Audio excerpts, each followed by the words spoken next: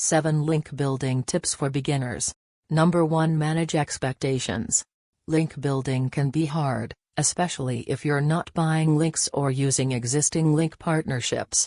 It can take weeks or even months before your campaigns gain momentum. Number 2. Focus first. Especially for beginners, it's better to focus on one link building tactic at a time. Your results will depend on the quality of execution. Number 3. Start with flexible goals. It is common practice to define clear goals for your link building campaigns. This helps you measure your success and track your progress. Number 4. Use your existing network. These tips are pretty frequent of this experienced link builders sometimes leave these links on the table.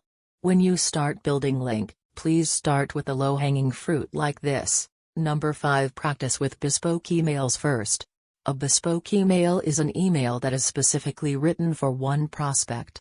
When they read the email, they should understand this was only written for them and no one else. Number 6. Relevancy can be stretchy.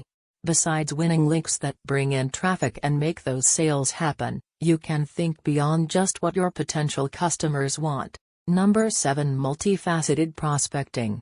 When you're just starting out with prospecting, you usually begin with one of two approaches: competitor backlinks or targeted keywords. Thanks for watching.